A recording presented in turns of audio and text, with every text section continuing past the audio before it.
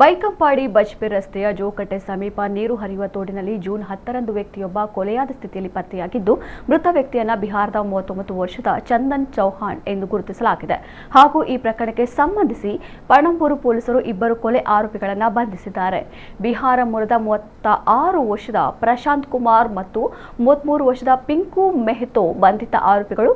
ಪ್ರಶಾಂತ್ ಕುಮಾರ್ನ ಪತ್ನಿ ಕಳೆದ ಏಪ್ರಿಲ್ ತಿಂಗಳಿನಲ್ಲಿ ಯುವಕನೋರ್ವರ ಜೊತೆ ಮನೆ ಬಿಟ್ಟು ಹೋಗಿದ್ದು, ಆಕೆ ಮನೆ ಬಿಟ್ಟು ಹೋಗಲು ಚಂದನ್ ಚೌಹಾಣ್ ಸಹಾಯ ಮಾಡಿದ್ದಾನೆ ಎಂದು ಆರೋಪಿಸಿ ತನ್ನ ಸ್ನೇಹಿತ ಪಿಂಕು ಮೆಹ್ತೋ ಜೊತೆ ಸೇರಿಕೊಂಡು ಜೂನ್ 9ರಂದು ಸಂಜೆ ಚಂದನ್ಗೆ ದೊಣ್ಣೆಯಿಂದ ಹೊಡೆದು ಚೂರಿ ಹಾಕಿ ಕೊಲೆ ಮಾಡಿ ಮೃತದೇಹವನ್ನು ಮನೆಯ ಪಕ್ಕದಲ್ಲಿರುವ ತೋಡಿನಲ್ಲಿ ಎಸೆದಿರುವುದಾಗಿ ಆರೋಪಿಗಳು ವಿಚಾರಣೆಯ ವೇಳೆ ಒಪ್ಪಿಕೊಂಡಿದ್ದಾರೆ.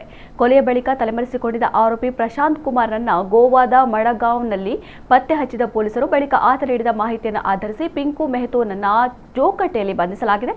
ಇಬ್ಬರು ಆರೋಪಿಗಳು ಮತ್ತು ಕೊಲೆಯಾದ ಚಂದನ್ ಚೌಹಾಣ್ ಜೋಕಟ್ಟೆಯಲ್ಲಿ ಬಾಡಿಗೆ ಮನೆಯಲ್ಲಿದ್ದು ಸುತ್ತಮುತ್ತಲ ಕಂಪನಿಗಳಲ್ಲಿ ಕೆಲಸ ಮಾಡಿಕೊಂಡಿದ್ದರು.